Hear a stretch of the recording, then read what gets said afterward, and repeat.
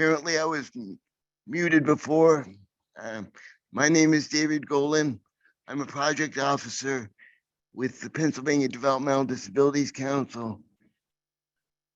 I'd like to welcome you to today's event, a panel on supported decision making.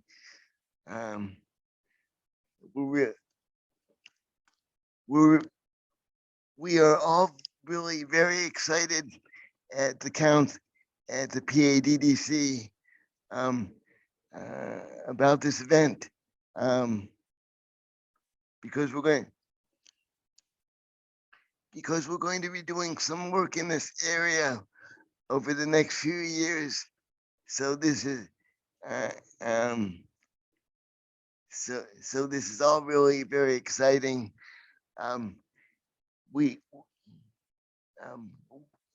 We expect to have a project on supported decision making starting in 2023, next year, and we're also looking to fund another project in this area. And if you're interested in that, we just recently published a request for applications, which has that specific RFA, request for application, as well as many others. So you might, if you don't know it, if you haven't heard about it or heard about what the other RFAs are about, you can find that information on our website, paddc.org. So again, we're very excited about it, and I'm personally very excited because I'm going to be the project officer for the for this work. So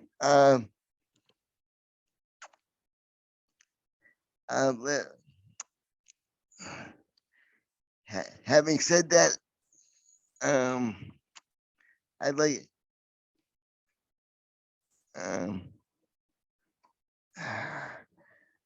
to introduce our panel.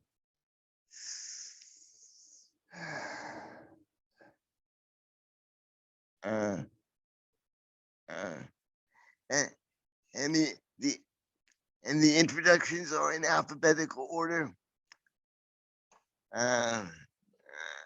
Max Barrows, excuse me, Max Barrows. I hate when they do that. I hate when somebody mispronounces my name, so my apologies. No problem. He's the director of outreach for the Green Mountain South Advocates all the way up in Vermont, and he's also I believe co-director of the Self Advocacy Resource and Advocacy Center. That's a national resource center for self advocates. I believe he's the co-director. Or next we have Laura Butler, who hails from another Commonwealth, the Commonwealth of Kentucky.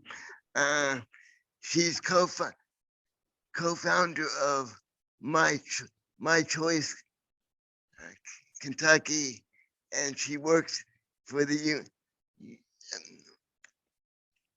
Human Development Institute at the University of Kentucky, and that's the equivalent basically of the program, at least that is at the Institute on Disabilities in Philadelphia at Temple.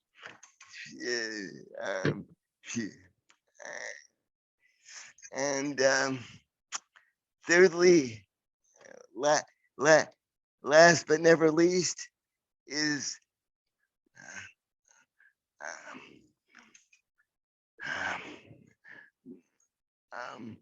Morgan K. Whitlatch, who's the director of supported decision making at the Center for Public Representation. She's an attorney and she is licensed to practice in Maryland and Washington, D.C. And she has had, you know, well, they've all had a ton of experience in the area of supported decision making. So with that, I'm just going to toss it over to Morgan to begin the discussion. And I will say this: we are aiming to have a more conversational style, so rather than a strict lecture. And also, if you have questions, and we hope you do, that you put them in the chat. And you know, our aim is to, as I said, to have a good conversation, not only between the panelists, but with all of you. And thank you so much for joining. So with that, I will let Morgan take over and begin the event here. Thank you so much. I'm so happy to be here. I appreciated that introduction. My name is Morgan Whitlatch, and I'm here to kind of kick off the webinar today. We're going to start off with an overview of supported decision-making through a conversation with the panelists, and then I'll move on to providing an update on some of the exciting national trends we're seeing in the United States. So first, a little bit about the Center for Public Representation.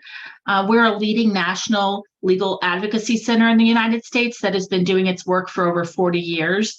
We're committed to protecting and advancing the rights of people with disabilities by using legal strategies, systemic reform initiatives, and policy advocacy. Our work on supported decision-making, the topic of today's conversation, extends to pilot projects, training, technical assistance, resource development, and other collaborations. We have a current area of focus around supported decision-making in medical care and youth. We have staff in Massachusetts, New York, and Washington, D.C., and I'm based out of the Washington, D.C. office. Next slide. We're also important part of a really exciting project that's called the Center on Youth Voice, Youth Choice. It's a project that created a national resource center in the fall of 2020 through a 5-year grant from the Administration on Community Living. And this center seeks to promote alternatives to guardianship for youth with intellectual and developmental disabilities by supporting and training youth leaders, selecting and providing technical assistance to state teams across the country, and identifying and advancing promising practices. There are currently 8 state teams in the center's community of practice, which includes one from Vermont that's co-led by the representatives of the Green Mountain Self-Advocates, who you're going to be hearing from today. You can learn more by visiting the center's website at youth-voice.org. That's youth-voice.org, and I encourage you to visit that website. So now that I've got my plugs in, we can go to the next slide. So we're going to see if we can do a poll. The first poll is, how much do you know about supported decision making? David, can we do that, or should we just have a conversation? I think we should just have the conversation. Okay, that's great. So if you've heard about supported decision making before and would consider yourself to know a lot about it, could you just raise your hand?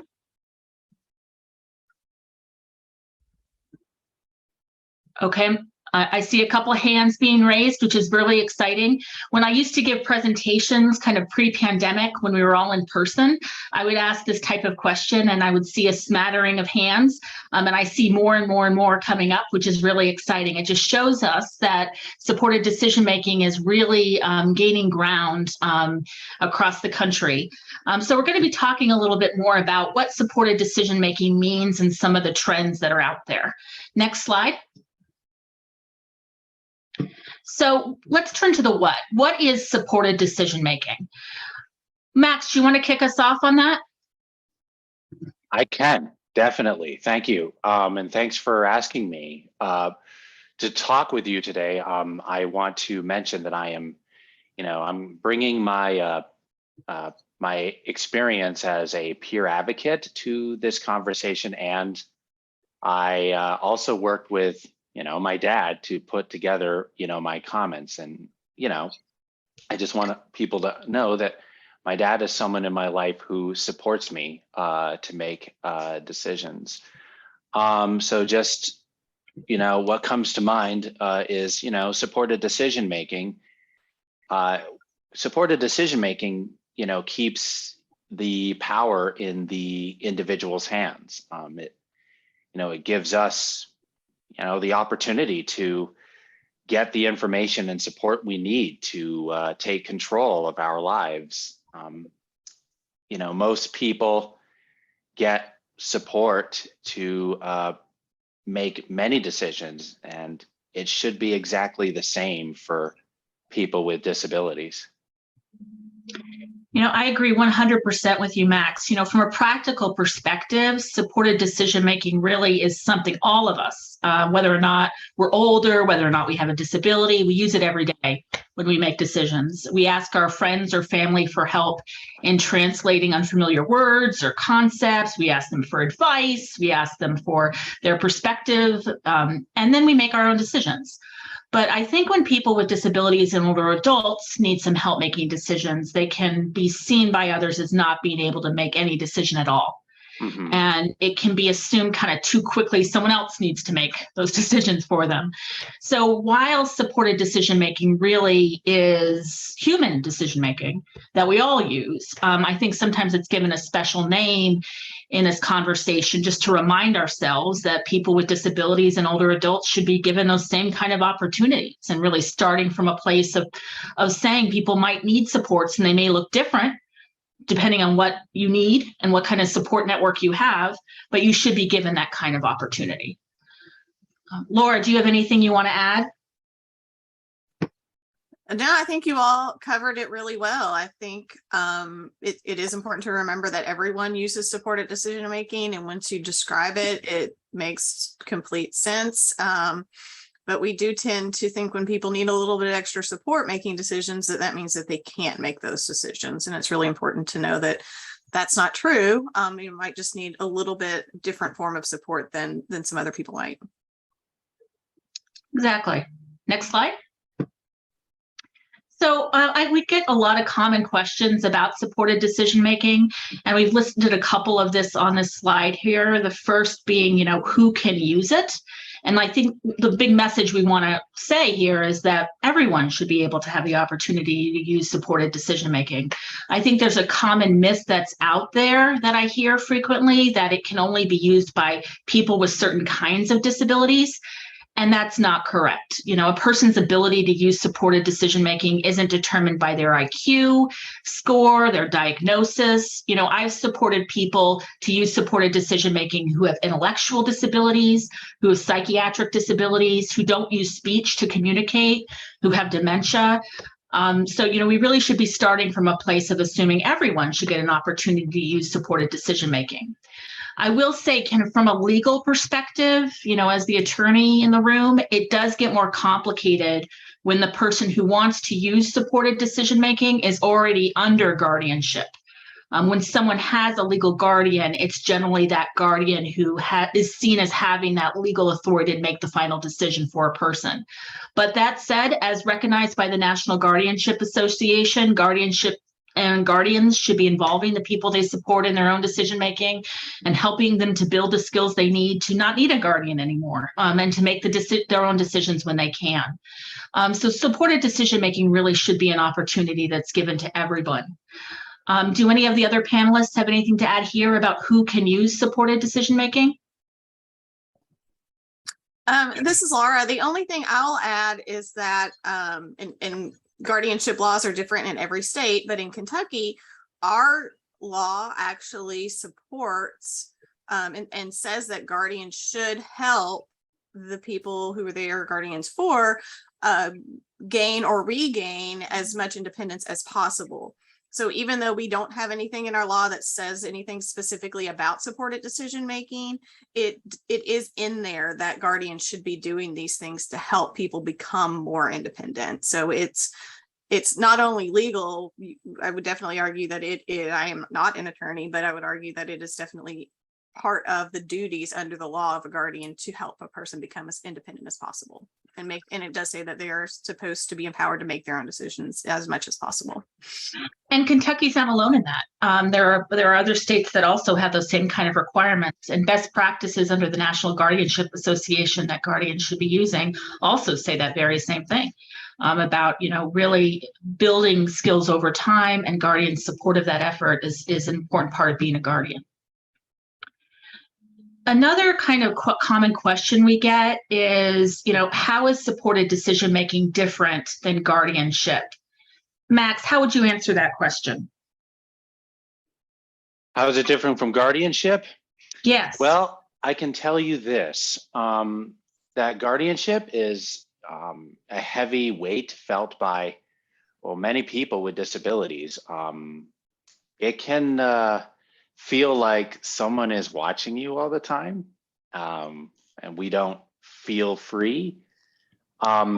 Many self-advocates are embarrassed to say they have a guardian.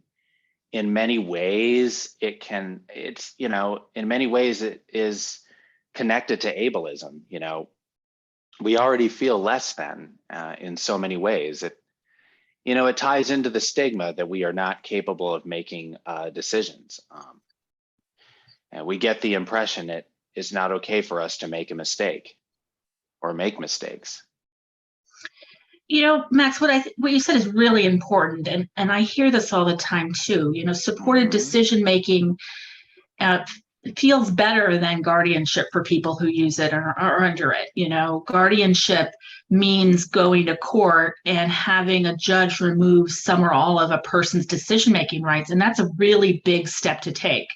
It's the heaviest legal tool to use against someone when you're talking about decision-making supports. And it really does also invite the court to become involved in the person and family's lives going forward. And it can have really serious financial and personal consequences. And supported decision-making, on the other hand, keeps the person with a disability in legal control over their own lives. And so I think when we really contrast supported decision-making and guardianship, I think it comes down to what you said, Max, which is that it's different because supported decision-making makes sure the person retains control over their own lives from both a legal perspective and a personal perspective. So another common question we get from people, particularly those who haven't really heard of supported decision-making before, is this new? How long has it been around? Max, how would you answer that question? The way I would answer it is like this. The term may sound new, but the process has always been around. I mean, it's a natural way that all people approach opportunities and challenges.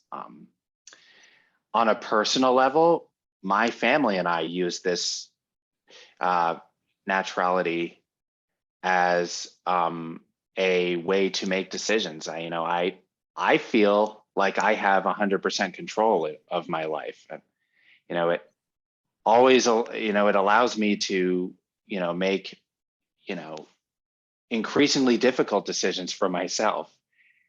And I know I have someone who knows and respects me. And for me and my family, we do not, want to involve an impersonal legal system.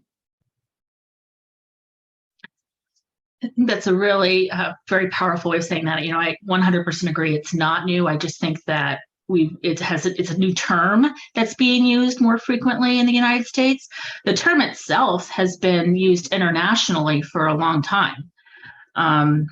Not as long as guardianship, but it's now gaining more traction. But the idea of supported decision-making, absent that specific terminology, has been part of people's lives, I think, a lot longer than they think it has been. Laura, do you have anything to add? No, I think you all covered it really well. As a lawyer, I get this question a lot. Is supported decision-making really legal? And my answer is absolutely yes. Supported decision-making is an existing legal option, regardless of whether or not it's been formally recognized in state law. There are some states, and we're seeing more and more of them, formally recognize supported decision-making in their state laws, or they create some kind of form for it.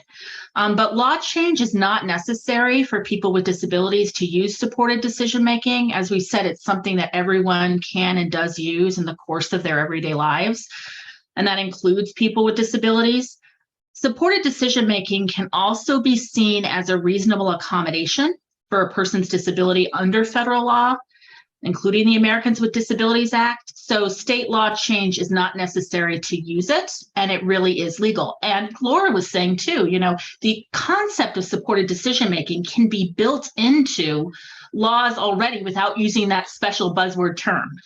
And I know that's certainly the case, in Pennsylvania. There's case law that's been around since 1999 that refers to someone not needing a guardian because of their, quote, circle of support. And that sounds a lot like supported decision-making to me. So I think that's, we need to move away from just thinking about the buzzword and really thinking about the underlying concepts of it. Another one I frequently get is supported decision-making safe? What do you think, Laura? How do you answer that question? I usually start by talking about how people who are able to have more control and are able to direct their decisions are more likely to be safe because they develop the skills to evaluate situations, identify dangerous situations, and they have that support team of people that they can go to if they get in a situation that could be dangerous. As opposed to when people, and there's research behind this, when people just have every decision made, they become really passive, they let things happen to them, including dangerous things. So having someone, and that's why we talk about people who are in guardianship using some form of supported decision-making so that they still are developing and practicing those skills of evaluating situations so that they don't just let dangerous or bad things happen to them. So that's my short answer to that. And it's a great answer. I think one of the things to remember is that there's no study that's out there that says that people who are under guardianship are automatically safer in the first place, right? There's no study there that says that. And we've all heard cases of guardianship abuse that have been well publicized in this situation. Any legal tool can be abused by legal actors, be it a power of attorney or a representative payee or whatever. What we really have to think about is when you're thinking about promoting supported decision-making, you're thinking about the very items that Laura did and that research that says people with greater self-determination have better life outcomes. And you're also thinking about how can you incorporate safeguards into supported decision-making arrangements? How can you build community around people? That's how can we all be checks and balances to each other? Those are the real safeguards, because it has been shown that people with robust natural support networks are less likely to be abused. And so that's a really big, important piece of the conversation.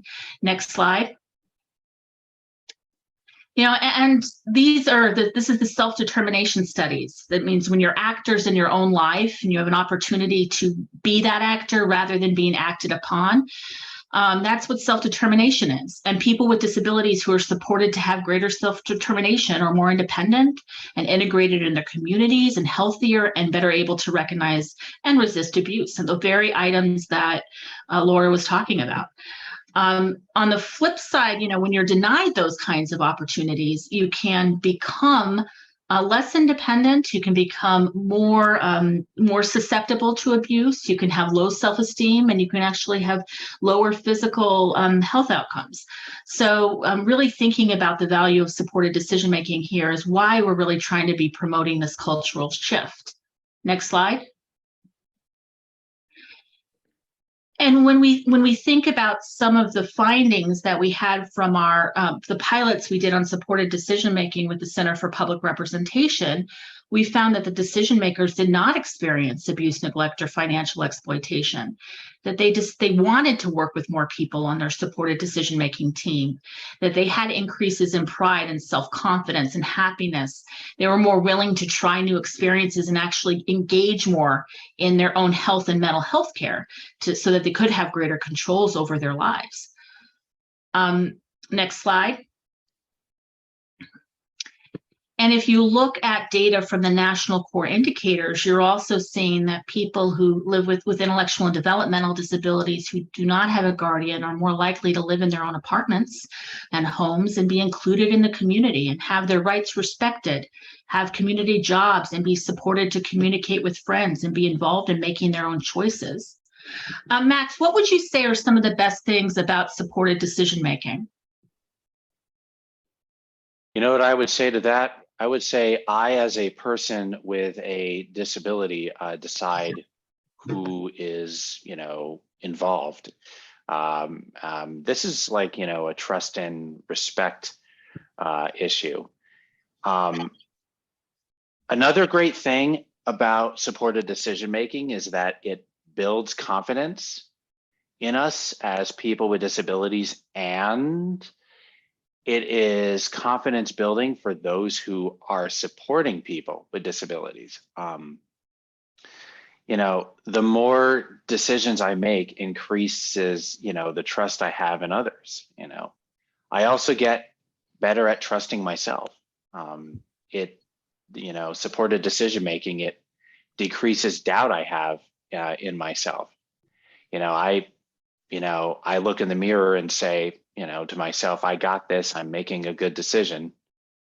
And it strengthens, my relationships with the people in my life. I think that's great. What a great description of the best things about supported decision-making. And it kind of leads very well into our next slide. So here's some, additional kinds of questions we get about supported decision-making, including who can be a supporter. But why don't we start with how do you get started with this? So Max, how would people get started with supported decision-making? Well, what I would say to that is think about a decision you need or want to make.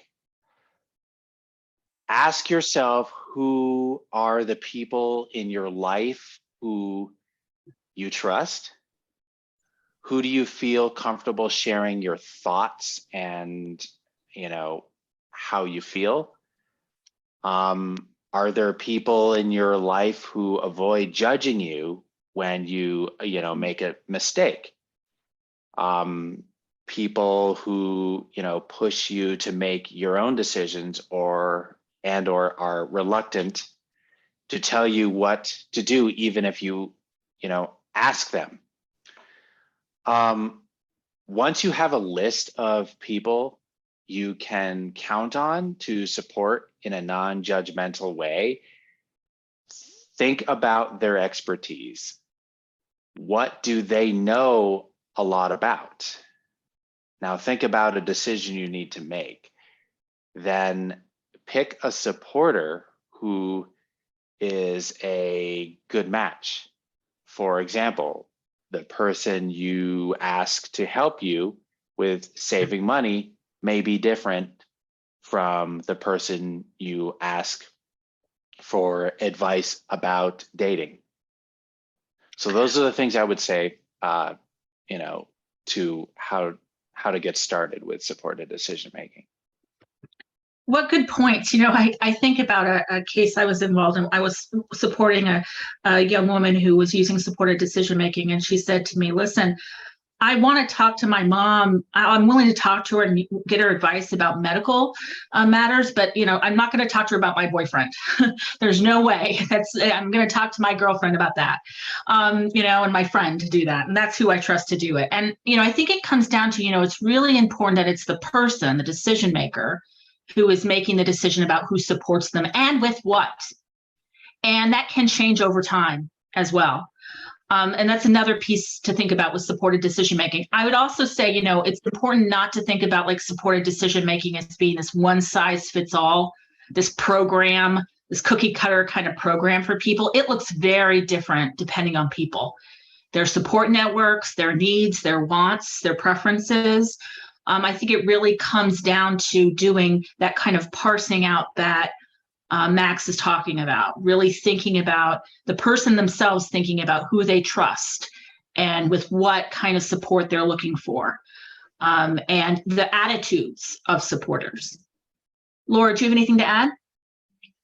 I think Max described it perfectly. That's exactly what I tell people when they want to start with it. The only thing I would add is I also tell them while they're doing that to think about how they would like to communicate their goals to the people who will be in their team, to make sure that everyone is aware of what their goals are. And so it's not, it gets tricky, especially if you have family in there. Their family might have an idea of what your goals should be, but it's one of the key pieces of supported decision making is that you're working for what the person wants, not what you want for them. And what are some ways, Laura, you've seen people kind of communicate their goals to their supporters? One way that a lot of the people we've worked with have really enjoyed doing is using a vision board, which can be a bulletin board, a piece of poster board. I like bulletin boards because you can change them, and it's just kind of a visual representation of goals. One of the very first people we worked with had a vision board that was basically her 5-year plan, and she put everything that was her goal. The very center of it was to have her guardianship removed. And then it was other stuff, places she wanted to go, if she wanted to work, things like that. And someone just asked, how can this be used? Someone who is nonverbal and has more significant disabilities, exactly the same way. So this can be, Susie is the lady I'm talking about right now, but we've had other people who have used this, use vision boards, and they've had some of their supporters help them with it. So they find a way to communicate what they want, and they find pictures or words or whatever they can find to help represent that goal, and they put it on the board. Susie even put her goals on the front and her team on the back. And she has the bulletin board still, and she changes it in and out as her goals change or people come and go on her team. And this way you don't have to speak to be able to share the goals. They're right there. Some other people have gotten really detailed, and they have the vision board, and then they have a whole binder that goes piece by piece through each thing that's on that vision board. And that can be helpful if the person doesn't speak, if the person just gets really nervous when they're with a whole bunch of other people, and have trouble expressing themselves, and it's just right there for them. I think that piece about, how we all communicate in different ways is an important thing to think about with supported decision making. So while there does need to be some way the person is communicating, we have to remember that that way isn't necessarily through speech, and that, it really is. I always say to myself, if I'm having difficulty understanding someone, what am I doing wrong? What do I need to do differently to be able to communicate with them? Because everybody communicates in one way or another. And we really have to challenge ourselves as supporters to find that way. What will it take for them to be able to have the opportunity to have control over their lives?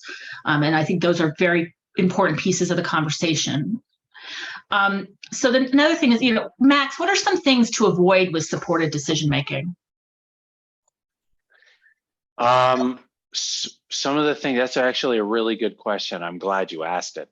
I would say some things to avoid with supported decision making are, the opinion and biases of support people, because they get in the way of dealing with, any issues, any issue the individual has. In order to avoid this, just keep that in mind. Like, for instance, I make decisions based on what I value. At the end of the day, it's my life. There needs to be like a balance of having high expectations and patience, you know, and people with intellectual and developmental disabilities often need, you know, time to process information. My advice to supporters is don't get ahead of the person. Let the person know it is okay to go at a reasonable pace. Expect the best from that person, and you'll get it. Listen to the individual's concerns and take them seriously, and don't assume what a person can or cannot do. And always remember that the answer lies within the individual themselves. So with that said, that's, you know, a good way to like avoid any kind of, you know, opinions and biases and stuff like that, and anything else that can get in the way to, you know, when it comes to supporting someone to make their decision. I think very good point about like what it means to be a good supporter. I think we're always very focused sometimes on the person with a disability and what they need to do. There are things supporters need to do too, and to check themselves on doing and not doing. And so thinking about who can be your supporter, you know, Max, who can you get to help you? You know, how do you get that kind of help? You know, I would say this, you know, I think, you know, what I would do, and when it comes to learning about supported decision-making and what it's all about, I would say always, as always, turn to the people in your self-advocacy group. I do this, or I, you know, would want to do this, and ask around and talk to people who like do not have a guardian. You know, find out what they do when they are making a tough decision. You know, find out like what works and what doesn't work for them. When it comes to living our lives, it helps to learn from both, you know, good and bad examples, because, you know, if you learn the pros and cons, then you'll get a gist of, you know, what may work and what may not work. And also it's just an overall learning experience, because, you know, you gotta know, like, sometimes you're going to run into, you know, brick walls, but doesn't mean don't pursue, you know, making a tough decision with the support you need. And I just would say, learn from people that you are connected with. And like I said, people in your self-advocacy group, and anyone who doesn't have a guardian, you know, just do that. Learn from them. Learn from other people that already do this. I think that peer-to-peer support is so important, and a really important piece of understanding supported decision-making and how it works. I like how you were saying there are good and bad examples. You know, it helps to learn from both, right? Absolutely. Yeah, you know, and you know, one of the things when people ask me like who can be a supporter, you know, people's support networks can look different, you know, very differently. You know, some use peer networks like we're talking about, family members or friends or mentors or other community members. The really important part is that a supporter is chosen by the person being supported. So supported decision-making isn't this kind of service imposed on people. It's supposed to be the person choosing who they want to support them and with what. You know, a person can have as many supporters as is right for them. You know, some people have lots, some people have a few. Some states have supported decision-making agreement laws that do have some special rules about who can be someone's formal supporter. It usually circles around whether or not the person is being paid to be their supporter, and there's some special rules. But in Pennsylvania, you don't have those kind of special rules. But that is something to kind of think a little bit about if you're formalizing a supported decision-making arrangement. Laura, do you have anything to add there? I think the point about peer supports is really important. A lot of the people that we've worked with are supporters for other people. I don't know what it's like to have been a person under guardianship, so that perspective is really important for them to share. And I also think, you know, what you said about paid supporters, yes, some places do not allow people who are paid supporters to be on a supported decision-making team. We don't have any laws around it, but we don't discourage it because we have worked with a lot of people who don't have a lot of other people in their lives. And they have paid supporters who have been around a long time and know them really well. So that's the people who they have. And we encourage them to broaden their circles and interact more with other people in the community. But if the paid supporters are the people who they pick, that's who they pick.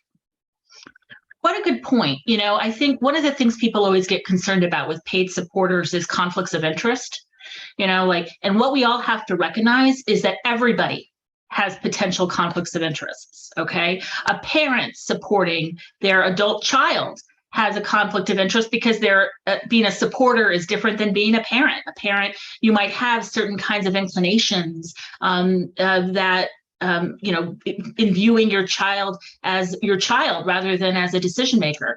And so I think it's about managing those conflicts of interest and knowing them and making an informed choice that even despite them, you still want the person to be a supporter. So do you need a lawyer? Now, this might sound like I'm not acting towards my own self-interest because I am a lawyer, but no, you don't need a lawyer for supported decision-making. You know, supported decision-making, when you're formalizing it, should be part of, like, I think, a broader, like, advanced planning goal for the person. And sometimes a lawyer can be helpful, but you certainly don't need a lawyer for supported decision-making. If you're currently under guardianship and want to get your rights restored, it can be very helpful to have a lawyer. And Laura, can you talk about that in the context of Susie? Sure. Yeah, so Susie was the first person in Kentucky who had her rights restored using supported decision-making. When she first submitted the request to have her guardianship removed, the case was essentially dismissed. She did not have an attorney. There was someone from our protection advocacy office who was in the courtroom who asked the judge to appoint an attorney for her, and he did. Luckily, she had an attorney who was willing to come and listen to Susie's team and learn about how she uses supported decision-making and learn a little bit about Susie, which is unusual for these cases because those attorneys don't get paid a whole lot, and they often meet the person early on. But when we're able to talk to the attorney early in the case, it's helpful. So she came, she learned all about Susie, and when she went back to court, maybe a month later in front of the same judge, she was able to frame this request of Susie's in a different way and show how she uses supported decision-making, and that it's not just guardianship or nothing, that she has a circle of people around her who help her, and that she's able to make decisions and get things explained to her in a way she understands. So having the attorney there who was able to explain what Susie's life is really like, it was extremely helpful for her. And we found that in a number of cases that we've had when it comes to someone having their guardianship restored. And I've been directly involved in representation in people who are trying to get their rights restored. And I would say that having an attorney who supports you is very valuable in those kinds of situations. I am also very much in favor of trying to promote supported decision-making in an interdisciplinary way. So that means, using lawyers when you need them, but not always. It means reaching out to other kinds of, networks and service providers that may be able to support you. And one of the things I'm really always impressed about in Susie's case was there really was a team around Susie supporting her and getting her rights restored. And sometimes I think we think about supported decision-making as too much of a legal thing. It looks like we lost our slides. Can we get those back up? If not, we can keep going on this question. The next question was, do I need to use a special form for supported decision-making? And that kind of depends on the state you're in. Okay. I personally prefer the kind of states like Kentucky that you don't have to have a specific form used all the time, because I think vision boards and dream boards can be very valuable ways of documenting it. Some states have passed specific laws that require, if you're going to put it in writing, for a certain kind of form to be used. Others are more flexible, so it really does depend on the state. In Pennsylvania, you don't have a law like that, so you don't have a required form that you necessarily need to use. Usually, I think it's a very good idea to use, as part of a supported decision-making plan, release of information forms. So that would include like HIPAA forms, health privacy law forms, or FERPA forms, which are education privacy forms that an adult can sign to allow the sharing of information with their supporters. I frequently think that those privacy laws can be used as weapons against people trying to access supported decision-making. And it's a very easy form, usually one-page form for someone to complete that allows that kind of sharing of information with people that they trust and want to be involved in their decision-making. Another question I get, what if the supporter and the person disagree? What if there's a disagreement? What do you think, Laura? How would you answer that question? So this happens to me frequently, and some people that I support, they want to make different decisions. If you have an adolescent in your life, you can appreciate this too. But, at the end of the day, if it's not something that's putting the person in danger, that's their decision. I go along with it. We talk about, and I tell the people who I support, they sometimes get angry, but I tell them I am your honest supporter. I'm going to tell you the truth and the reality of things. So I'm going to let you know what the possible outcomes of this are. And if you hear that and you still decide to do it, that's up to you. And I think another important part of being a supporter that I don't know that we've touched on is sometimes a kind of a debriefing after a decision is made and some time has passed, so that you can talk to the person and say, okay, so you made this decision. How do you think it went? And then talk about, it went great. It was perfect. Everything went just smoothly, as all of our decisions do. Or this part was okay, this part wasn't so great, or it was a complete disaster. So talk it through, see how it went, see what the person thinks about how it went. And then if it didn't go like they planned, talk about how that might be done differently the next time, or how you might make that decision differently. Sometimes one of the ladies that I help support sometimes likes to forget that we're out there to help support her, and she just makes a decision and doesn't consult us, which is her prerogative, but that's not using supportive decision making. So we have to say, okay, so next time part of this would be, let's talk it through first rather than doing damage control after. And nobody's going to make every right decision. Nobody in the world ever is going to make the perfect decision every single time. And that is something we kind of judge harshly people with disabilities who might make a decision that doesn't go great, and use that as a way to say, oh, you can't make decisions, you need guardianship. When really they just might need to learn from that experience of having made a mistake and knowing what to do differently next time. I think in my life about all the mistakes that I've made and learned from, and that's made me hopefully a better decision maker than I was before. And I think the biggest lesson here, when thinking about supported decision making, is that people with disabilities should be given the same opportunities to learn from mistakes, and that there's ways in which they can use kind of their support networks to leave room for mistakes, I call it. Like, I think we move to a lot of systems where they're like, sometimes people are like, that's the person's choice, I'll back away.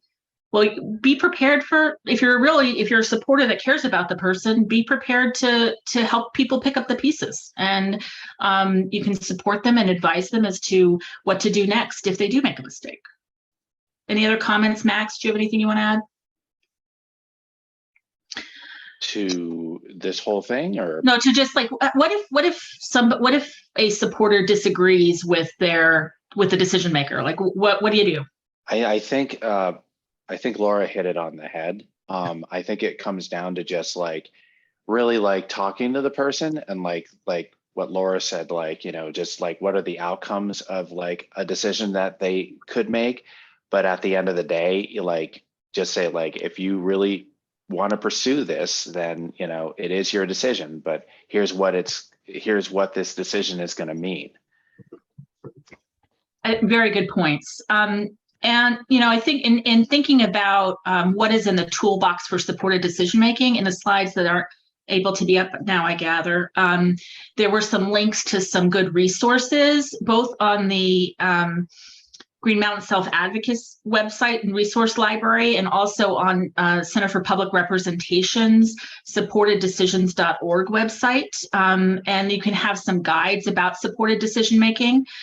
Thinking through examples like vision or dream boards, like Laura was giving a very concrete example about, you know, the power of the release of information form. You know, I've seen the release of information form in some states being kind of fancied up and turned into a supported decision-making agreement, because all that was really preventing someone from using supported decision-making was the feeling of doctors' offices as well as schools that they couldn't share information once the person became an adult. And that can be a very effective way of advancing supported decision-making.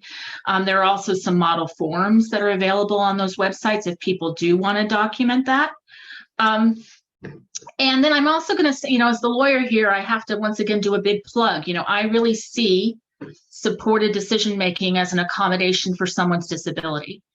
And that accommodation can be enforced through the American with Disabilities Act. I know a lot of people are concerned about enforceability, and that's the way you really can do it, the way I've done it, in states that don't have specific supported decision-making laws. They can be very effective ways of doing that from a practical perspective.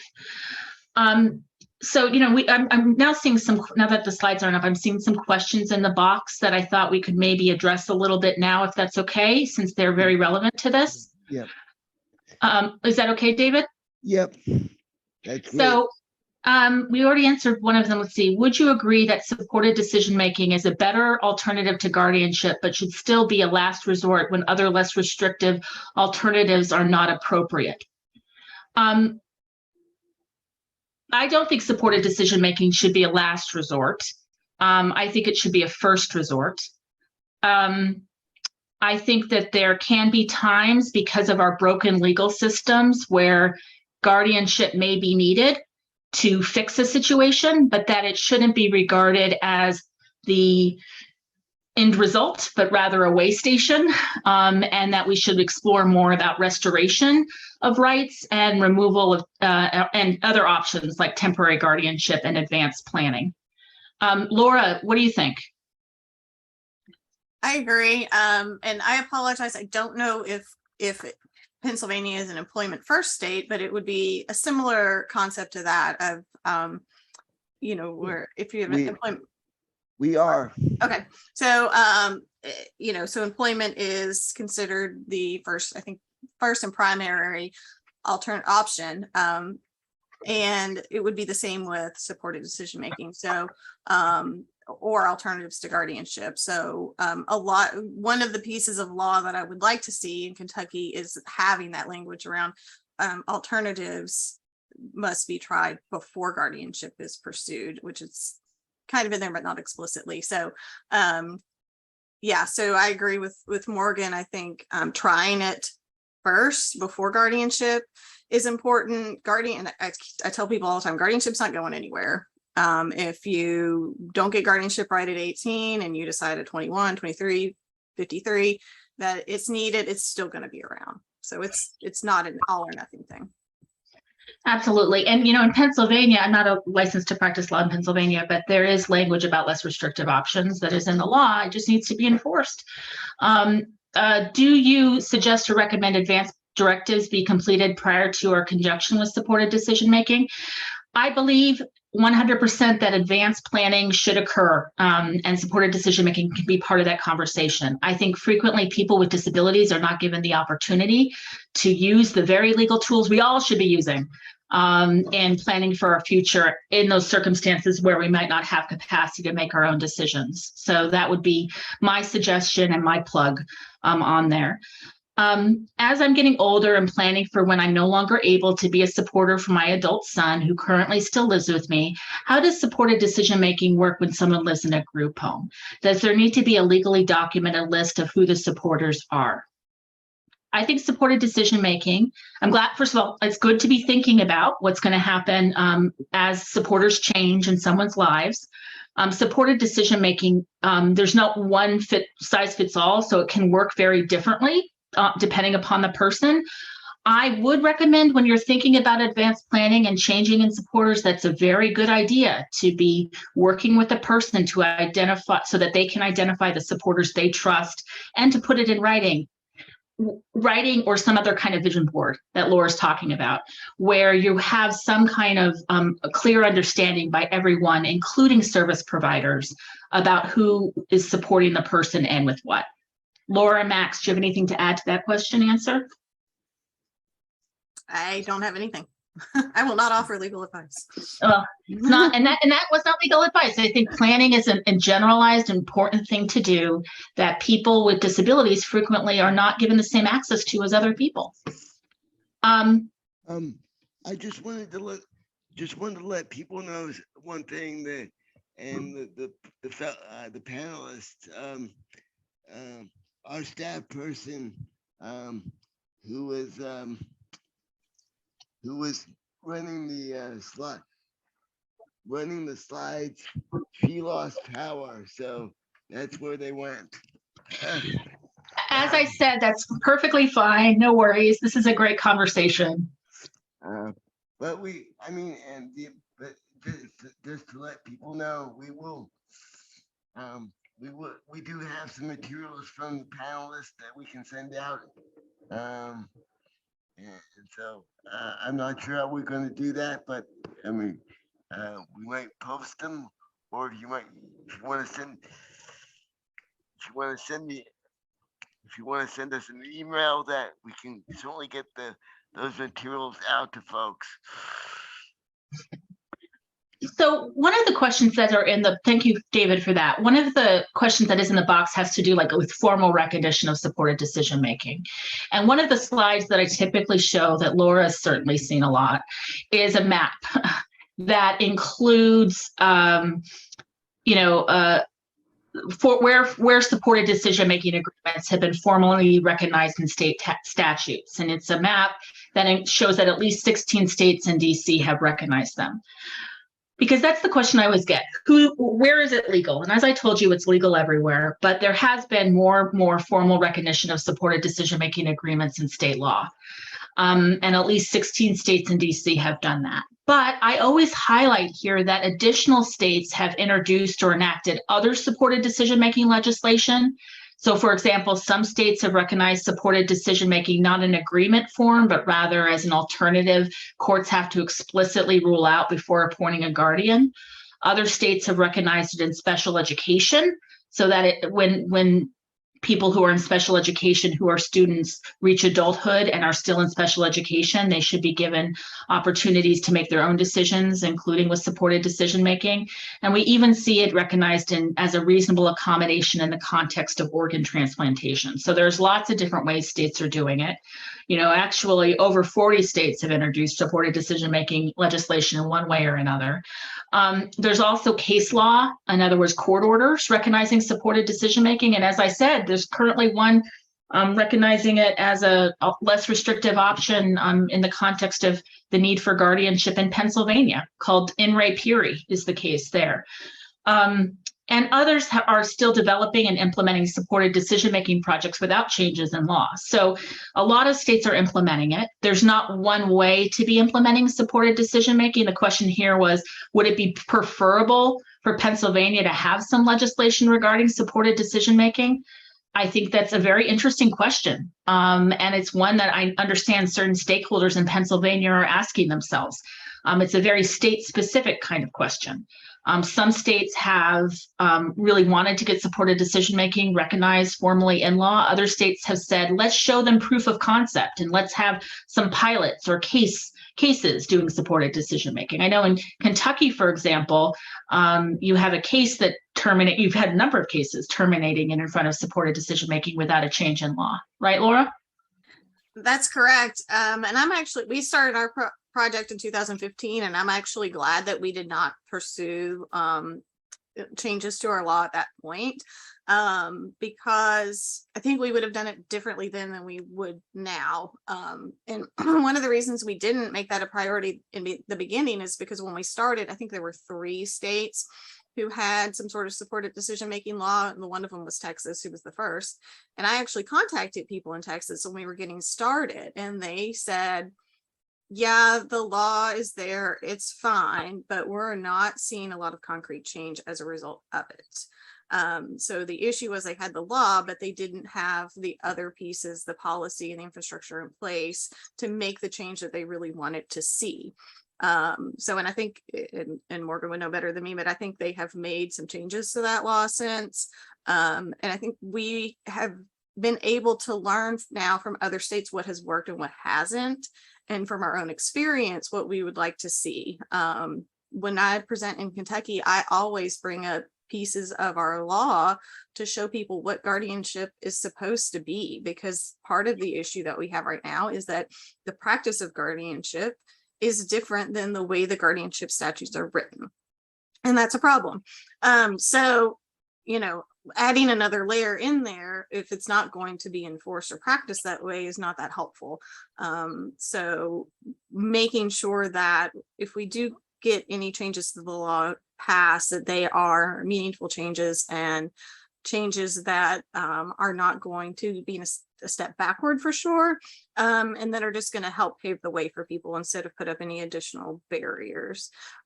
We have had a couple of things introduced. One of them kind of came out of the blue and it didn't go anywhere, and I didn't like it that much anyway. The most recent one had some good changes, had some that I didn't like, but again, didn't really go anywhere. So I think at this point we see it's very possible that it will happen, and we just want to make sure it happens in the way that's meaningful and helpful.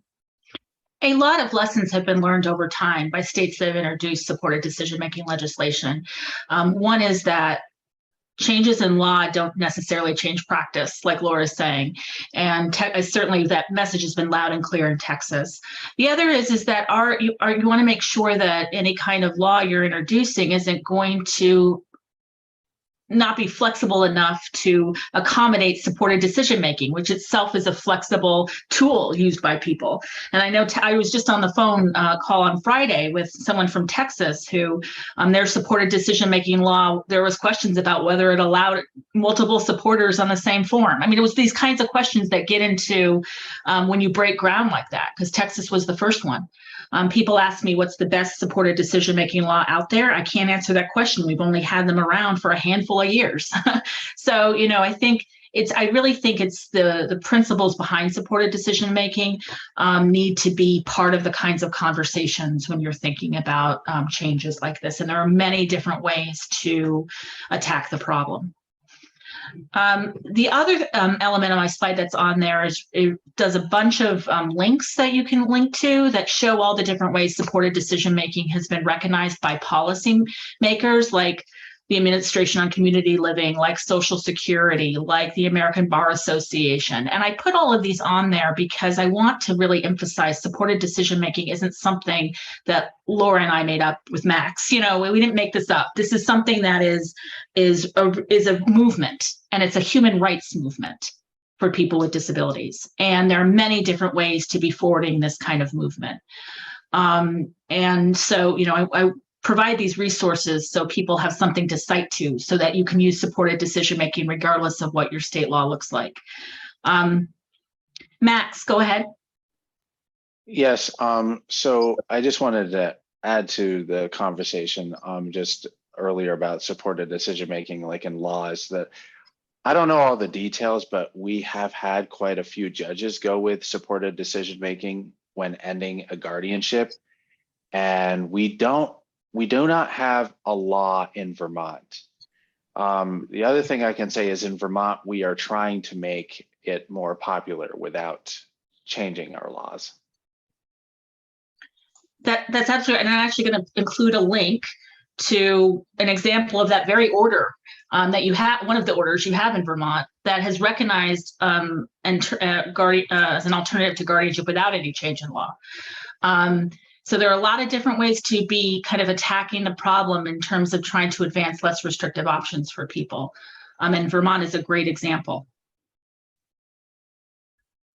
Morgan, I'll just add what part of what we want to do every time we do a rights restoration is do education within that court system. In Kentucky, guardianship is done county by county, and we have 120 counties.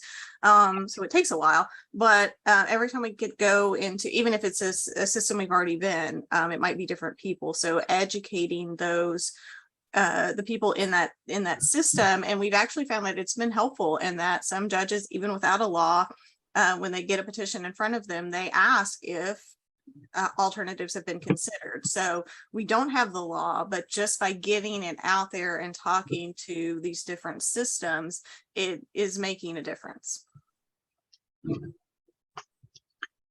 That's a great point. Well, I'm going to turn it over to you, Laura, to talk more about your project in Kentucky.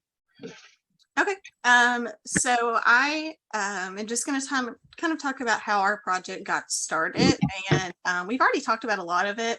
I did say we started in 2015 originally, and so how that happened was I was at a national conference that just happened to be held in Louisville, Kentucky, and I was going to a session because someone was going to be talking about national core indicators data. Morgan mentioned that data earlier. And I happened to work on the project, the National Core Indicators Project here in Kentucky. So I was going to go and listen to that. Well, as part of this presentation, there were another group of speakers from the National Resource Center on Supported Decision Making. And it was Tina Campanella, Jonathan Martinez, and Michael Waymeyer. And they were talking about this new thing called supported decision making. And they talked a little bit about Jenny Hatch, who had her, at that point recently had her rights restored. And they don't have time to go into that case, and Morgan would talk much better about it anyway. But it was really interesting, and it was just fascinating. And one of the things when doing some of my other work was I would come across guardianship as kind of being a barrier to getting things done for people with disabilities. And so when they started talking about this, it was really interesting to me. So I came back to my office, and I was talking to one of my friends and colleagues who works at our protection advocacy office. I said, have you heard about this thing? It sounds like it's something really great and that we should do. And she said, yes, I've been wanting to do something about that. So we went out, we got a tiny grant and just started talking about it. Back then there were not a lot of resources. Most of the resources you're going to look at were not available at that point, but there were people out there like the people at the National Resource Center on Supported Decision Making who we could turn to for help. Like I said, I called Texas when we first started because I knew they had a law. So there were people that we could reach out to find out how things were going. And we did that. And if there was anything remotely related to alternatives to guardianship or supported decision making, we went to it, we listened, we read about it, but mostly we talked to the people who were doing it. So that's how we really got started. And the whole idea was just to say, hey, there's this thing out there that you can use instead of guardianship. And so it took a little bit. And finally in July 2017, which was actually when we first got our real grant, that's when Susie, who I spoke about earlier, that's when she had her rights restored. So that was really exciting. And the picture I have that you can't see of Susie is her standing with one of her supporters and her attorney and her vision board that she took to court with her, to show the judge her goals and her team. And Susie still does not have a guardian. She is living life. She is safe. She is mostly happy. She's she gets a little grumpy sometimes, but that's just because that's who Susie is. But she's doing well. And then from there, the goal was to get out as much as possible. It's still a very small project that we have here. So we bring in as many of our friends as we can.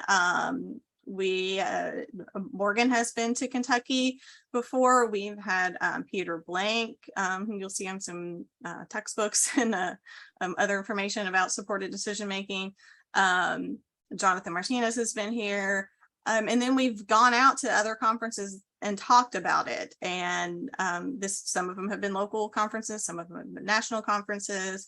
And we just take every opportunity we can to talk about it and to talk about the partnerships that we've been able to put together that bring all this together. So when you're thinking about starting this in Pennsylvania, you don't have to do it by yourself. These people out here who are on this call or on this meeting, they're your people. And so everybody's going to have different perspective, a different way of doing things. Like I said, I'm not an attorney, so our rights restoration stuff is done through our P&A. They provide the legal assistance to that. I primarily do education to different groups.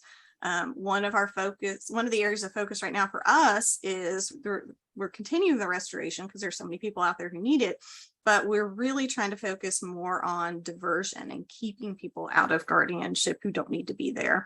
So we're working with our school systems, with medical providers, people like that, to get information out there about supported decision-making so they know there are alternatives out there. Because even this many years on, we still hear all the time, oh, I didn't know there was any other way to do this. So we're still getting that going. And Max or Morgan, do either of you want to say anything about partnerships or getting things going early on? I think partnerships are key. And I think the role of self-advocacy organizations in those partnerships are beyond important. And a lot of the most successful campaigns have had self-advocates front and center in promoting supported decision-making and in making supported decision-making real to people and really make people understand what it is. Max, do you have anything you want to add there?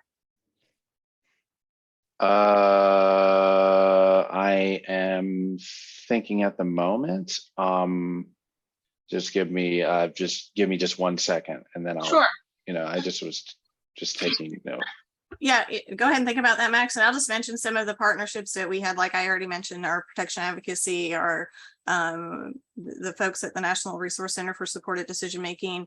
Our current project is funded by our DD Council, the Commonwealth Council on Developmental Disabilities.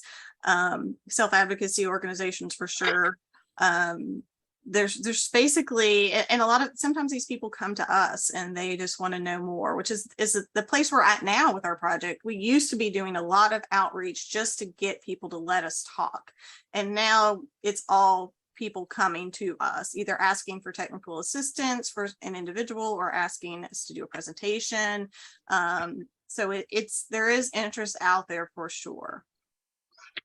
And one of the things to think about too, when you're thinking about what is your collaboration look like, what does your project look like, is it cross disability?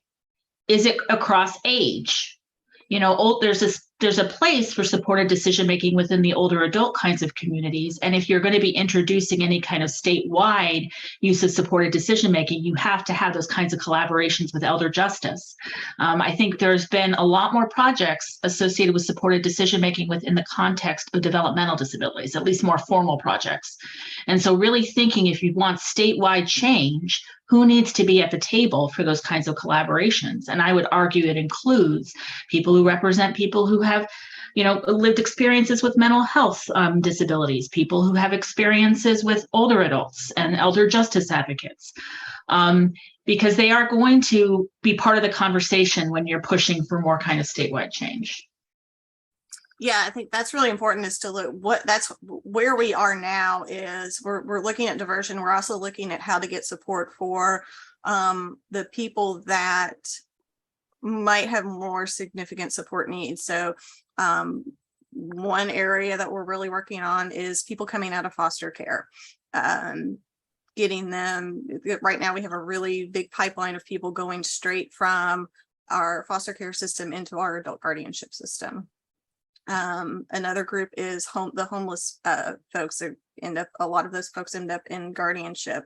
So we're getting ready to plan a workshop around getting all of these people together to talk about how we can help strengthen these supports. I don't have the answer for that. So getting all these other groups together, people together, to talk about how can we make this easier? How can we get these supports? Because that's one thing that people that happen, is that people will come to us and they'll say, oh, we have this person, we think they could use supported decision making.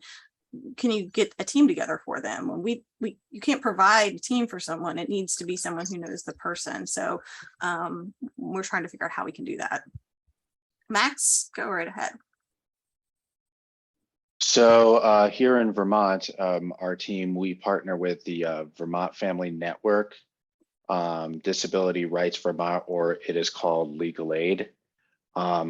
The transition, people at the Agency of Education, the state, our office, our public guardian's office, and the DD Council. And we have been meeting for more than 5 years, but to be honest, we still have a way to go.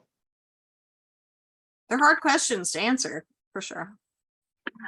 One of the things I'm really impressed with the approach that Vermont has taken is that it really is trying to address the problem using all of the tools in the toolbox. So it's focusing on, for example, how do you do the inroads for into special education, and how do you do that most effectively? How maybe we should be looking at trying to incorporate supported decision making into regulations, or when we're talking about HCBS waivers or home and community-based waivers and those kinds of reforms. How do we get them into the court rules? All of these different kinds of ways of trying to attack the problem, and in a really creative way with a really solid coalition. Yeah, and one other, a couple of other partnerships who are a little bit different for us, that came about because there were funding opportunities, are medical and dental providers. So we got 2 different grants from the WITH Foundation, which is working for inclusive and transformational health care, I believe is what WITH stands for. And so one of them, we were able to partner with the University of Louisville School of Medicine to create some materials that would help people use support in the medical setting. This one was specifically for blood draws. And then another one, very similar with the College of Dentistry, University of Kentucky, where I work. And we were able to partner with them to make some materials for people who use supported decision making, also people who use augmented and alternative communication. So those were 2 partnerships that came about because we had a funding stream that allowed for those to happen. But those, even though the funding for both of those projects is ended, the partnerships have continued. So we still have really strong partnerships with those groups and with medical and dental providers. And thank you for putting the link to our project in the website. I'm gonna wrap things up. There's a lot of information on our website. You can see the products of those 2 medical and dental projects. Feel free to use those and share them around. And I will leave it there and open it up for more questions. So we did get some. Oh, go ahead, Max. Oh, no. I was just thinking on, something else that came to mind when it comes to this. Just one thing I do want to mention is you need to pay attention to, cultural differences. One of our members of our team is a self-advocate who is, a new American from Burma, and his culture does not recognize guardianship.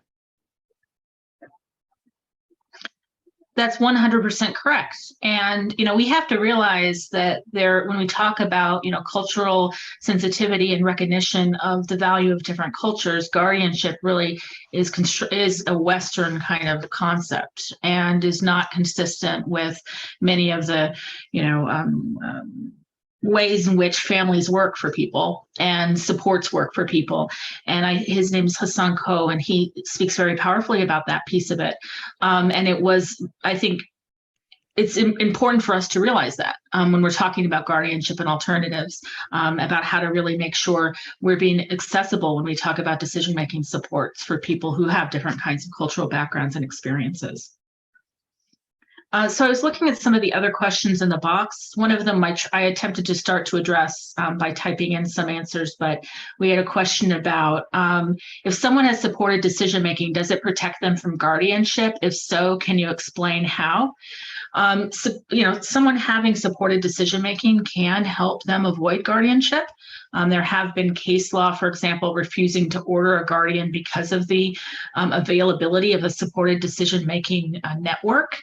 It can also, supported decision-making really support someone making their own decisions in the purest form without needing a guardian, and having their rights respected in that way. As Laura was explaining, principles of supported decision-making can and should also be used within guardianship. But it can assist people by proving the person can make their own decisions and provide informed consent. And I've seen it in everyday practice that I've worked in. And Laura or Max, please feel free to share your perspectives on that.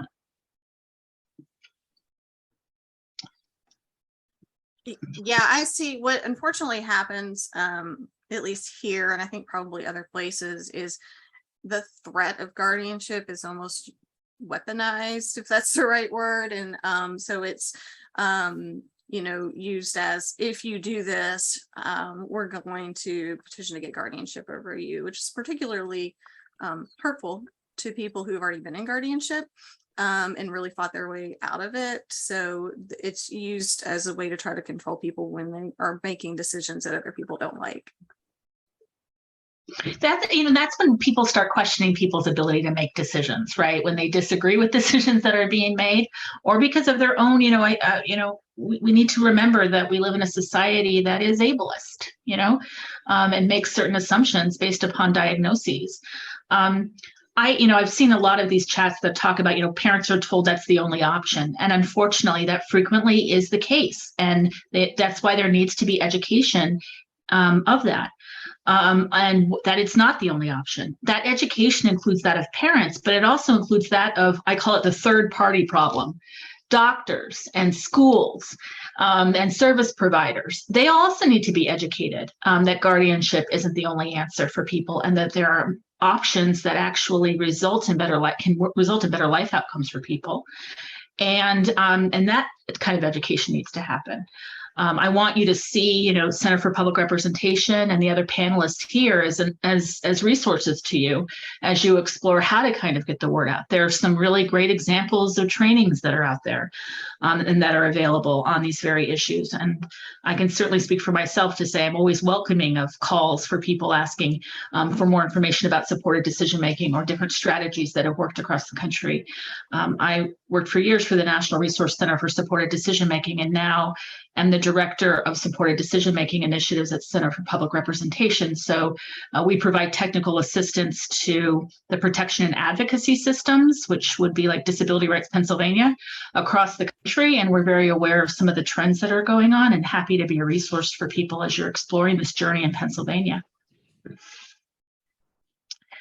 Are there any questions I missed, Laura or Max, in the chat? Your grandmother's flowers are so pretty. Look. Someone, I think someone just. Oh. I don't see any. If someone's trying to ask a question, we can't really hear you. I think it might just be background. I don't see anything that you missed, Morgan. I wasn't paying attention to chat. I'm so sorry. That's perfectly okay. Yeah. I'm seeing just comments about, even today, many parents aren't aware of this alternative, and that there's something beyond guardianship or powers of attorney. And I think you're right that we need to do more education on these very issues. And, I'm happy and we're happy to be resources. I'm so glad we're having this great conversation in Pennsylvania. I said this, but I started at Center for Public Representation in October of last year. And right before, I will say that I received, when I was at the National Resource Center, I received in like a course of a 5-day work week, about 15 calls from Pennsylvania families wanting to know more about supported decision making. And I use that as an example because I clearly think there's interest here in learning more about this option and being able to use it for the families, in Pennsylvania. And that's exciting to me. And I want you to continue to see this as a resource and a very valuable option for people, and one that has been recognized in many different, by many different national organizations that can be used in your advocacy. So say you're talking to your school, and Pennsylvania doesn't, they've never even heard of, say your teacher hasn't even heard of supported decision-making. The Department of Education has a guidance I linked to in my slides that specifically recognizes supported decision-making as an alternative for adult students in special education. And you can be pointing to that Department of Education guide. I can tell you that's been fairly useful for me in my career to point to that guide for people.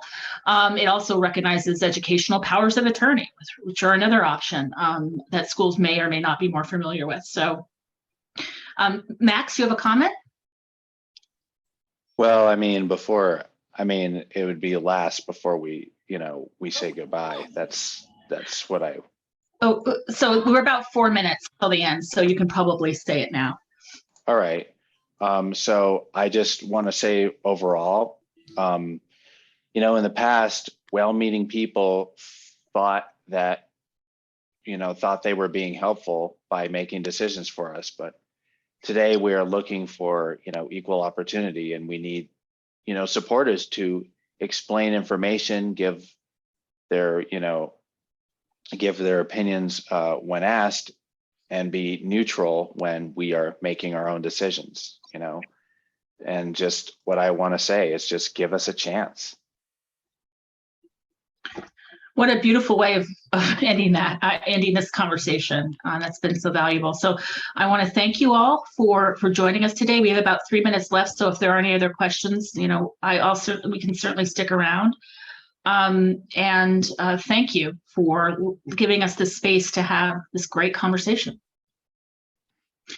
So David, there are some questions. There are technical questions that are in here, like, was this tape for future viewing? Yes,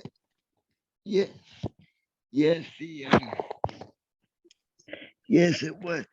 It is being recorded for future. It is being recorded, so I'm not sure exactly how we're going to preserve it, but it is being recorded. So. And when you all get the slides, it does have links to a lot of those things we were talking about, as well as contact information for all of us. And I'm trying to save the chat, but I'm not sure that I have, which is not good. Oh goodness. Hang on. So David, I just saved the chat. I'm going to email it to you, okay? So because there's some people had their email addresses in there because they wanted the slide. Yes. And there were 2 final poll questions. I'm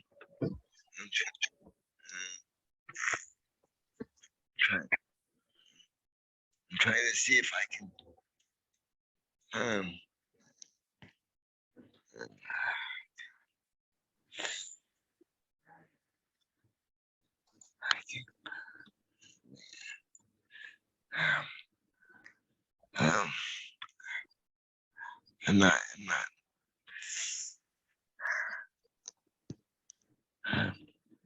I'm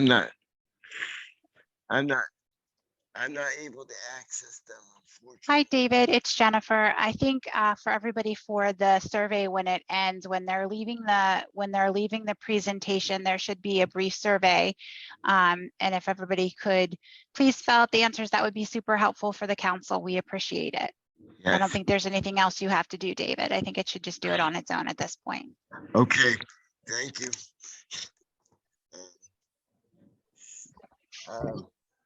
Anyway, I want to take this opportunity to thank the panelists. It was a fascinating and very valuable conversation. And I thank everyone who took some time out of their day to join us. I hope it was worth it for you. Have a good day. Thanks for having us. Thank you. Thank you. Thank you.